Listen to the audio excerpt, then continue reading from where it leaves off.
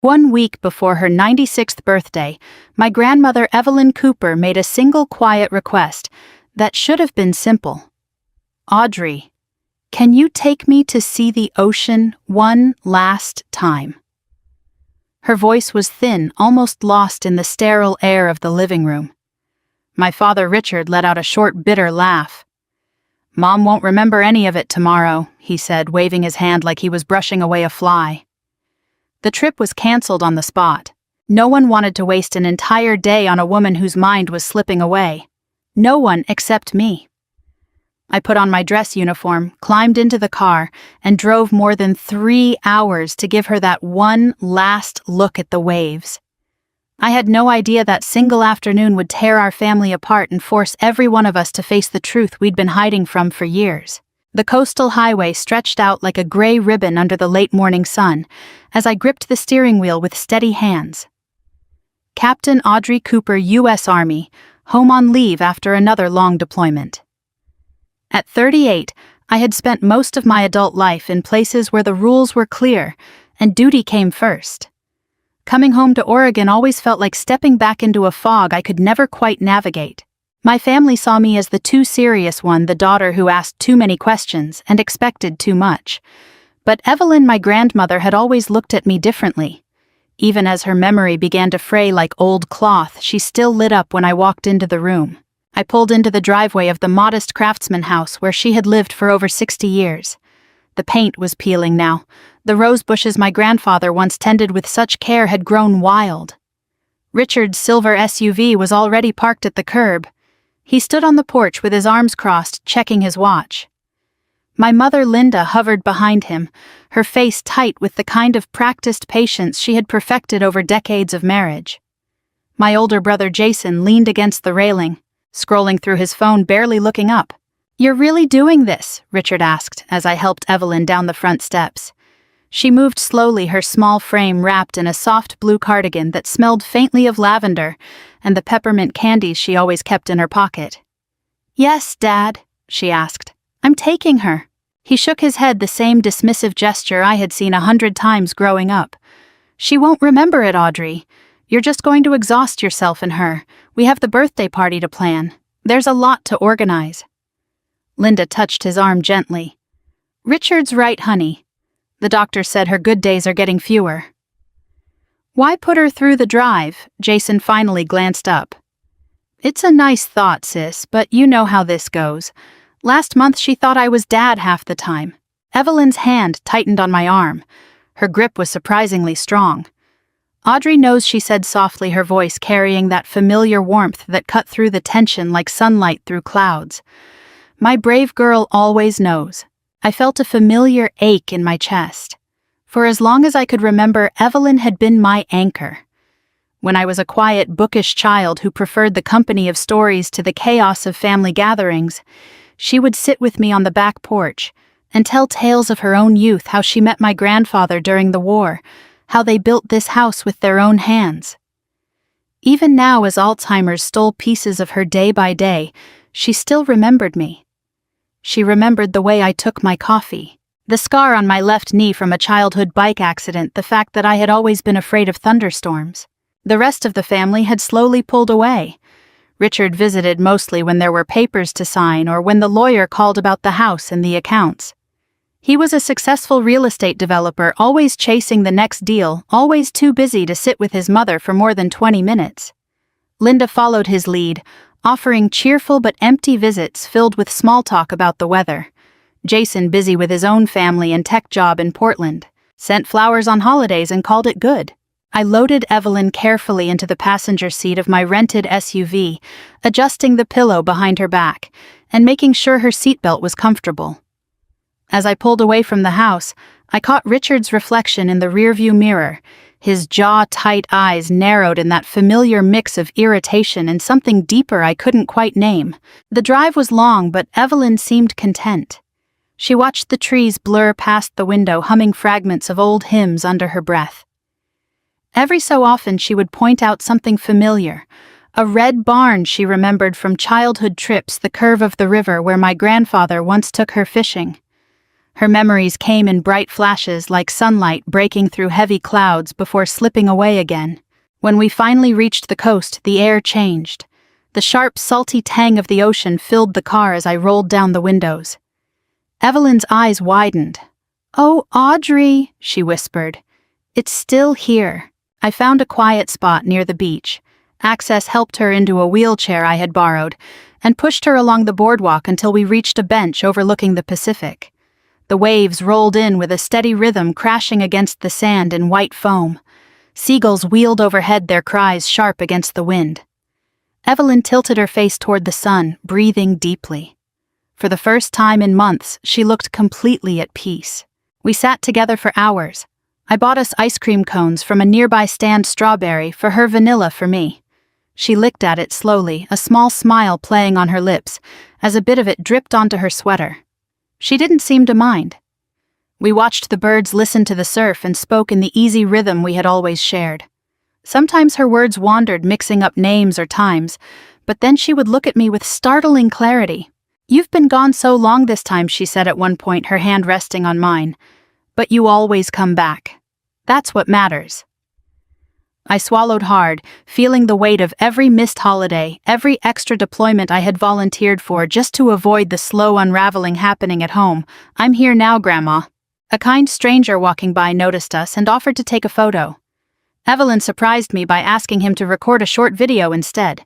Just a little something, she said with a mischievous glint in her eye. "For later."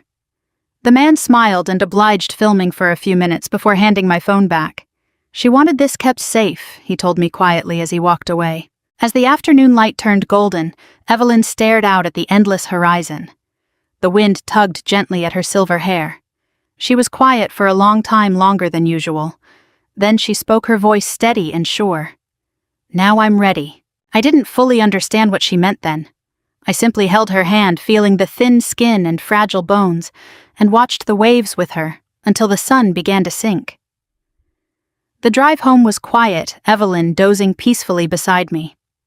I had no way of knowing that this single day by the ocean had set in motion something none of us could stop. The salt air hit us the moment I opened the car door at the coastal overlook. Evelyn stirred beside me, her eyes fluttering open as if waking from a long dream. For a moment she looked confused, her thin brows drawing together, but then the sound of the waves reached her and everything shifted. A slow, radiant smile spread across her face, the kind I hadn't seen in years. "We made it," she whispered, squeezing my hand with surprising strength. "You brought me back." I wheeled her carefully down the accessible path toward the bench I had spotted earlier, the wheels crunching softly over damp sand and scattered shells. The Pacific stretched out before us, vast and restless, its surface glittering under the midday sun. 30 years had passed since Evelyn last stood on this shore. My grandfather had been gone nearly that long, and the family trips that once filled our summers had faded into memory. Today it was just the two of us. We settled onto the weathered wooden bench, the sun warm on our shoulders, despite the cool breeze coming off the water. I wrapped a light blanket around her legs and handed her a strawberry ice cream cone I had picked up from the small stand near the parking lot. She took it with both hands like a child, licking slowly, savoring the sweetness as a tiny drip ran down her thumb. She laughed, a soft musical sound that mixed with the crash of the waves. "Jason used to eat these so fast he'd get brain freeze," she said, her voice clear and steady. "Remember how he'd dance around like a fool until it passed?" For a moment, I wondered if she was mixing up timelines again, but then she looked at me with sharp, focused eyes. "You were always the careful one, Audrey, sitting right here watching everything." I felt my throat tighten. She remembered. Even on days when she called Richard by my grandfather's name or forgot what year it was, she still held onto these small, precious details about me. We sat in comfortable silence for a while, listening to the rhythmic roar of the ocean. Waves rolled in foaming white against the dark sand, pulling back with a hiss that sounded like the earth itself breathing. Seagulls cried overhead, diving and wheeling in the salty wind. The air smelled of kelp and brine and distant rain. Evelyn's gaze drifted far out to the horizon, where the sky met the sea in a hazy blue line. "It's bigger than I remembered," she murmured. "Or maybe I'm just smaller now." She turned to me, her pale blue eyes reflecting the water. Thank you for not listening to them. They think because I forget things that I don't feel anymore. But I do. I feel everything. I wanted to tell her how much those words meant, how they eased the constant ache of watching her slip away piece by piece. Instead, I simply rested my head gently against her shoulder like I did when I was small. Her cardigan smelled of home lavender soap, old books, and the faint trace of the peppermints she loved. We stayed like that as the sun climbed higher, sharing the quiet companionship that had always been our special language. Later, a middle-aged man walking his golden retriever noticed us. He offered kindly to take a picture. Evelyn surprised both of us by asking if he could record a short video on my phone instead. Just for me, she said with that familiar spark of mischief I remembered from her younger days. Something to hold on to. The man smiled warmly and obliged, filming a gentle clip of us sitting together with the ocean behind us. When he handed the phone back, he gave me a meaningful look. She wanted this kept safe, he said quietly before continuing on his walk. Evelyn seemed satisfied. She asked me to play the video back once, watching it with a small private smile, then nodded as if something important had been settled. After that, her energy shifted again. She spoke of my grandfather recalling their honeymoon walk along this very stretch of beach in 1952. Her voice grew animated as she described how he had carried her across a tide pool so her shoes wouldn't get wet, how they had laughed until they cried when a wave soaked them both anyway. Then, without warning, she would drift, asking if my father was coming soon, or wondering why the house looked different. I didn't correct her. I simply held her hand and let her wander through the fragments of her life, anchoring her when she needed it.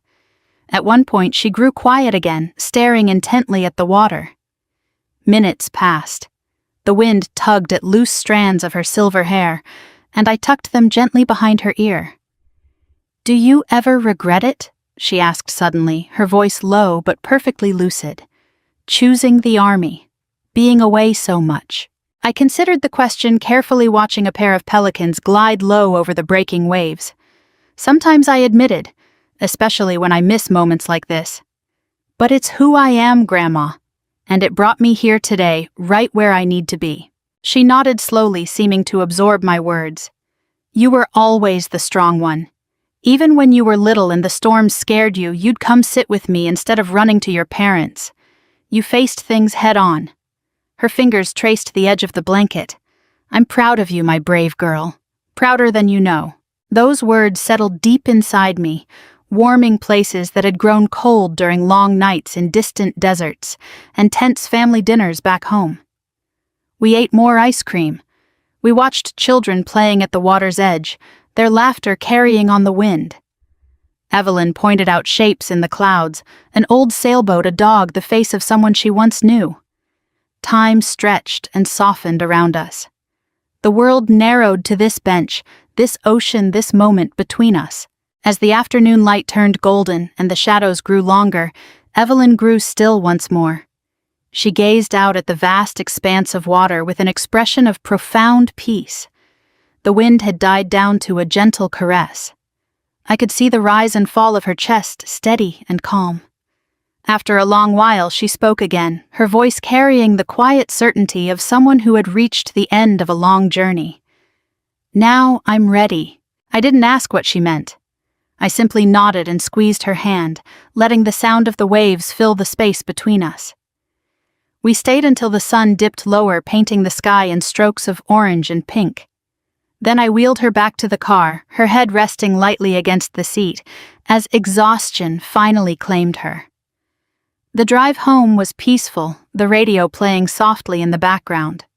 Evelyn slept most of the way, a small smile still lingering on her lips. I had no idea then how deeply that single day had imprinted itself, not just on her fading memory, but on everything that was about to unfold. All I knew was that for a few precious hours, my grandmother had been truly present with me by the ocean she loved, and that was enough. The weeks that followed the trip to the ocean settled into a heavy, watchful quiet. Evelyn's health began to decline more noticeably, like a tide slowly pulling away from the shore. She moved slower, her once steady hands trembling when she tried to hold a teacup. Her naps grew longer, and there were more days when she stayed in bed staring at the faded floral wallpaper of her bedroom, as if searching for something just out of reach. The house itself seemed to age along with her, the creak of the floorboards louder, the dust thicker in the corners, the roses outside losing their fight against the weeds. Richard came by less and less. He would call ahead, his voice brisk over the phone. "Work is crazy right now, Mom. Big project closing next week. I'll swing by when things calm down." But the weeks turned into months, and the calm never arrived. I watched from the doorway during my own short leaves how he would stand in the living room checking his watch, offering quick hugs and promises that felt as thin as the hospital sheets we sometimes had to change. Linda would bustle around making tea no one drank, filling the silence with chatter about the grandkids or the latest neighborhood news. Jason visited even less, sending expensive flower arrangements with cards that read, "Thinking of you," in someone else's handwriting. I found myself caught in the middle as always. Between deployments, I drove up whenever I could, sleeping on the old couch in Evelyn's living room, so I could be there if she woke confused in the night. The Army had taught me discipline and endurance, but nothing prepared me for the slow heartbreak of watching someone you love disappear while still sitting right in front of you. I would read to her from her favorite Warren novels, my voice steady, even when hers wandered. I brought her favorite foods, chicken soup with extra carrots the way she liked it, and helped her eat when her hands shook too much. In the garden, I pushed her wheelchair along the uneven paths while she pointed out flowers she could still name on her good days. "You're too good to me, Audrey," she would say, patting my arm. "My brave girl. Always have been." Those words became a lifeline. On the bad days when she didn't recognize the house or asked repeatedly where her husband was, I held on to them. The family arguments started quietly at first, then grew sharper around the edges. It began with discussions about the future practical things they called them. Richard pushed hard for moving her to a nursing home. "It's the responsible thing," he argued one evening over dinner at the house, his fork stabbing at a piece of pot roast. "She needs professional care 24/7. We can't keep doing this." Linda nodded along, though her eyes flicked nervously toward me. "The house is getting too much for her. And the upkeep. It's a lot." Jason stayed quiet, scrolling on his phone, but I could see the calculations running behind his eyes. The old craftsman house sat on valuable land now. Property values had soared in the area. I knew what this was really about. Money, security. The kind of security that came from selling pieces of the past rather than protecting them. I set my glass down harder than I meant to. She wants to stay here, in her home, with her memories. Richard sighed, the same exasperated sound he had made the day I took her to the ocean. "She won't even remember this place soon, Audrey. You're making this harder than it has to be," always the idealist. The tension hung thick in the air, heavier than the scent of cooling roast and overcooked green beans. I bit back sharper words, knowing they wouldn't help Evelyn. Instead, I focused on the small things that still brought her joy, brushing her hair, until it shone like silver thread, playing old records on the ancient player in the corner, sitting with her on the porch, as the evening light faded and the neighborhood quieted. One particular night stands out in my memory. It was late autumn, the kind of evening where the rain tapped insistently against the windows and the house felt smaller, more fragile. Evelyn had been restless all day, her mind flickering between lucidity and confusion like a candle in a draft. I sat beside her bed, holding her hand, as I had done so many times. Her skin felt paper-thin cool despite the heavy quilt I had tucked around her. She gripped my fingers suddenly, her eyes clearing with surprising focus. "Audrey," she whispered, her voice urgent. "Promise me." I leaned closer, my heart beating faster. "What is it, Grandma? I'm here. Tell me." Her lips moved, shaping words that seemed to cost her great effort. "Promise me you'll—" But the sentence trailed off. Her eyelids grew heavy, and within moments she had slipped into sleep, her breathing evening, out into the soft rhythm I had come to know so well. I stayed there long after, watching the gentle rise and fall of her chest, wondering what she had wanted to say. What promise she needed from me before time ran out. The silent months stretched on. Richard's visits remained perfunctory, always tied to lawyer meetings about the estate or questions about her accounts. I overheard him once in the hallway speaking to the attorney in hushed tones about power of attorney and selling the house after the inevitable. The words landed like stones in my stomach. Evelyn, meanwhile, continued to fade in small, heartbreaking increments. Yet, on the days when clarity returned, she would look at me and smile with such love that it took my breath away. "You came back again," she would say. "My brave girl." I carried those moments with me when I had to return to duty, tucking them away like precious photographs. The family continued its slow, unraveling arguments over money, over care, over what Evelyn would have wanted. But through it all, I kept showing up. Not out of obligation, but because she had once shown up for me when no one else did. Because love, I was learning, wasn't always loud or convenient. Sometimes it was simply being there day after quiet day, while the world outside kept spinning. Little did I know that Evelyn was holding on to far more than any of us realized. That beneath the confusion and the forgetting, her heart had been keeping perfect, painful records of everything. Winter arrived with a quiet cruelty that year, bringing cold rains that seeped into the bones of the old house and into all of us. Evelyn grew frailer by the week, her world shrinking to the four walls of her bedroom and the view of the garden from her window. I extended my leave as long as the army would allow, sleeping in fits and starts on the couch, waking at every small sound from her room. The family's arguments had quieted into a tense, watchful waiting.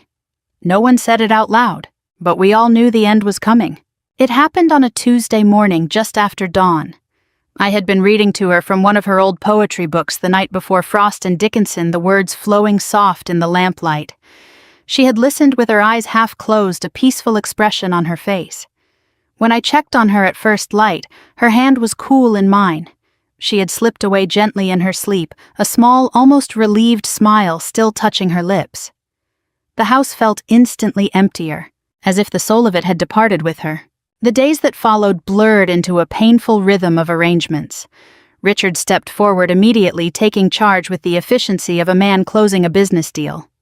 He chose the funeral home, selected the casket, a polished oak with brass handles that looked far too heavy for the woman who had lived so lightly in her final years.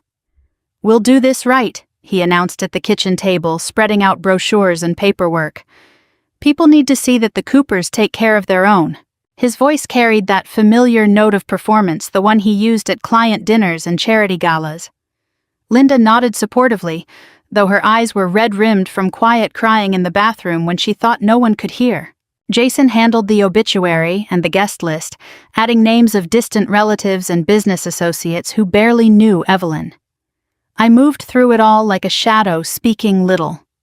The grief sat heavy in my chest, a constant ache that sharpened at unexpected moments the sight of her favorite teacup in the sink, the lavender scent lingering on her pillow, the empty wheelchair folded in the corner.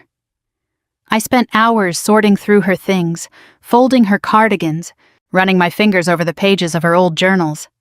Each small task felt like both goodbye and preservation. The funeral home smelled of lilies and polished wood, an artificial calm that did little to soothe the storm inside me. On the morning of the viewing, I stood in the preparation room in my dress uniform, staring at the woman in the casket, who looked both like my grandmother and somehow not. The mortician had done gentle work, but nothing could restore the spark that had made her Evelyn. Richard adjusted the floral arrangements with precise movements, stepping back to admire his work. "She looks dignified," he said, more to himself than to anyone else. "This is how people will remember her, as part of a family that honored her." I said nothing. My throat felt too tight for words. Instead, I placed a single sprig of lavender from her garden into her hands, the way she had always loved it. The room was quiet except for the low hum of the air conditioning and the distant murmur of arriving guests. That was when the lawyer appeared. Mr. Harlan had been Evelyn's attorney for decades, a quiet, bespectacled man in his late 60s who had always treated her with old-fashioned respect. He entered the preparation room carrying a slim leather portfolio, his expression solemn. Richard looked up surprised, but quickly recovering his composure. "Harlan, good of you to come. We'll handle the will reading after the service, of course." The lawyer cleared his throat. Actually, Richard, Evelyn left one final request. She was quite specific about the timing.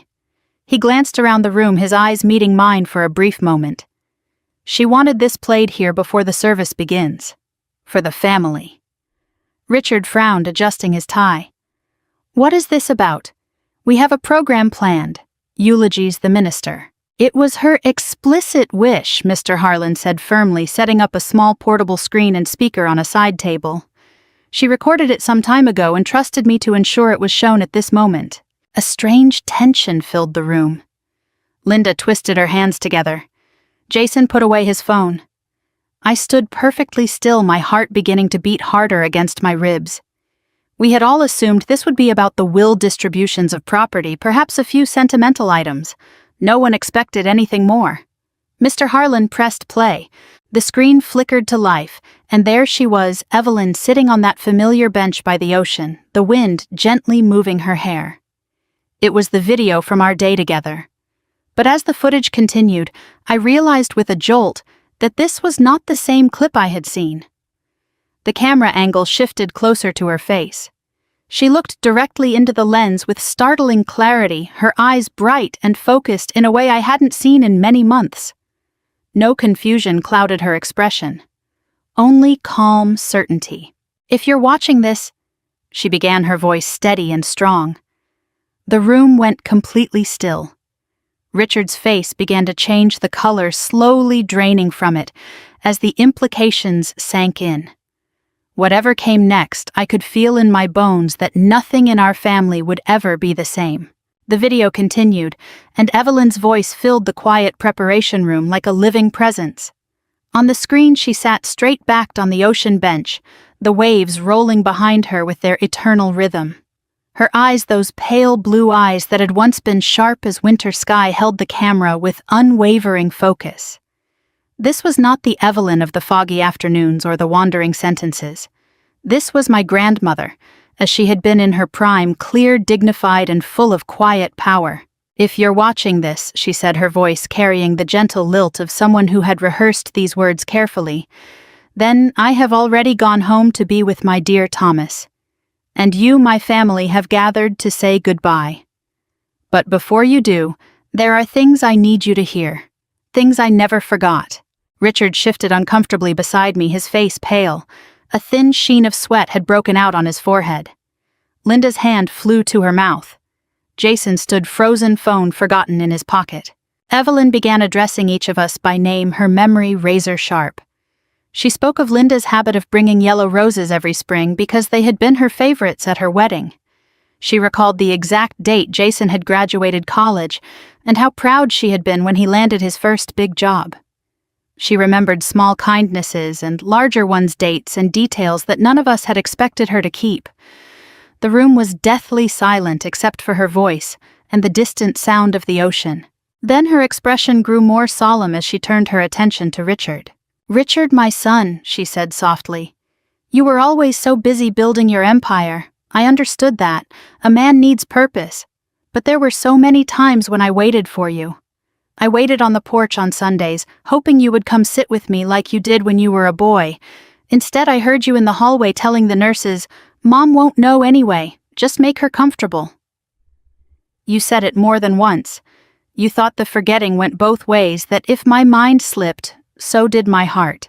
Richard made a small, choked sound. His hands clenched at his sides. I could see the muscle jumping in his jaw, the way his eyes darted around the room as if searching for an escape. The color had drained completely from his face, leaving him ashen against his dark suit.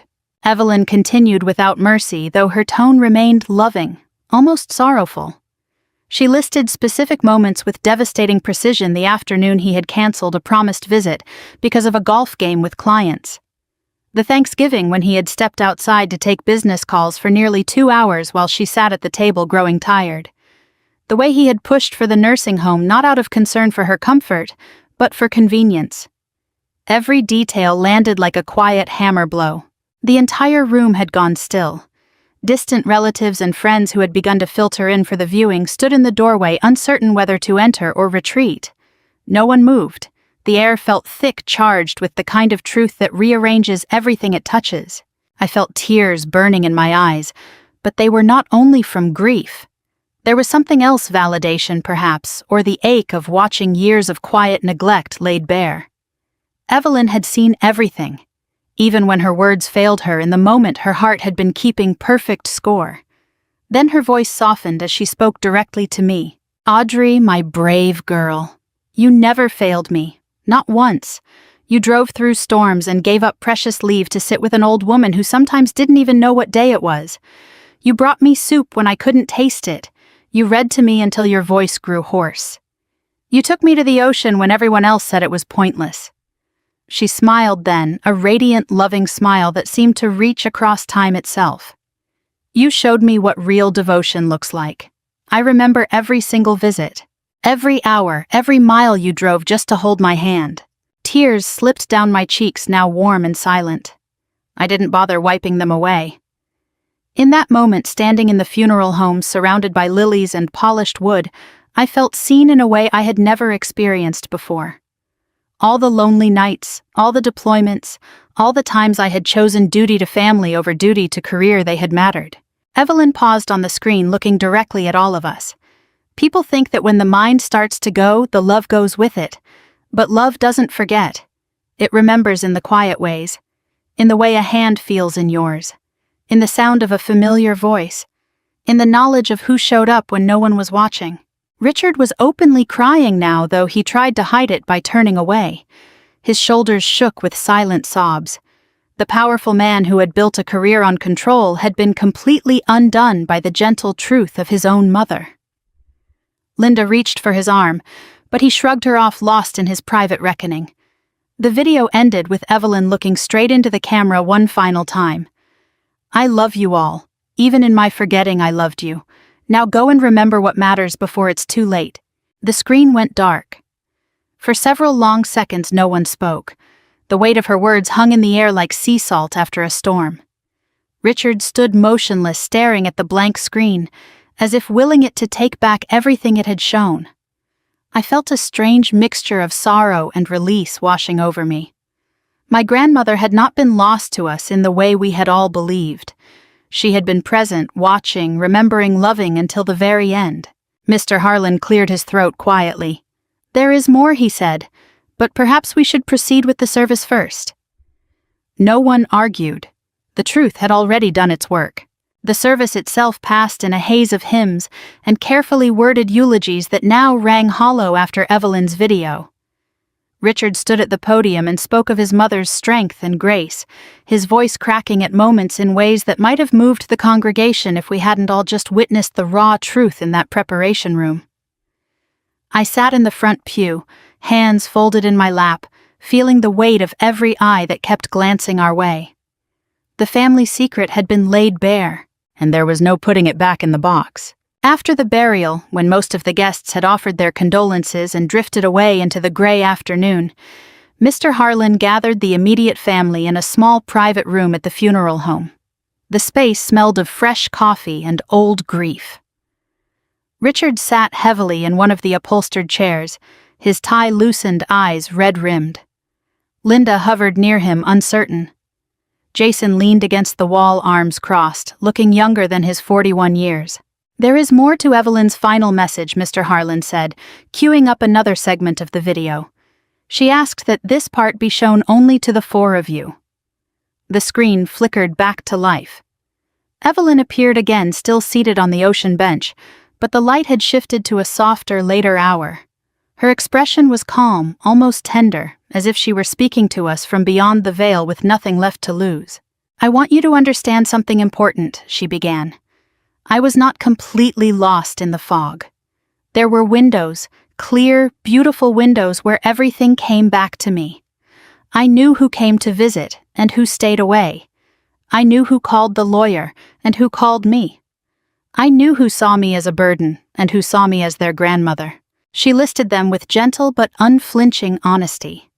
She spoke of the times Richard had come only when documents needed signing, checking his watch, while she tried to share memories. She recalled Jason's quick visits that felt more like obligations than love. She even mentioned Linda's kindnesses, the small comforts she had offered, giving her daughter-in-law credit where it was due. But it was when she turned to me again that her voice warmed like sunlight breaking through clouds. Audrey came when she could. She drove for hours on her precious leave. She brought me soup and sat with me through the nights when the confusion was worst. She pushed my chair through the garden and listened to the same stories over and over without complaint. She took me to the ocean when everyone else said it was pointless. Evelyn's eyes glistened with unshed tears on the screen. She loved me when nobody was watching. That is the rarest kind of love. Richard broke then. A deep, guttural sob escaped him as he buried his face in his hands.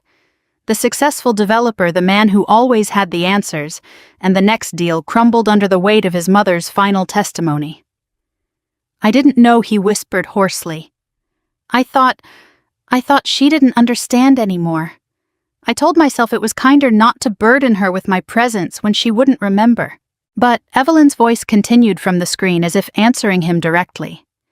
"People think old age erases love. It doesn't. It distills it. It makes clear what was always there. I forgave you long ago, Richard. But forgiveness doesn't erase the loneliness. I hope you learn from this before it's too late for your own children."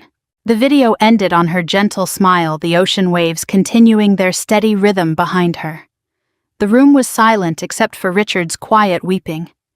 I felt an overwhelming mixture of emotions, grief, relief, and a strange kind of peace.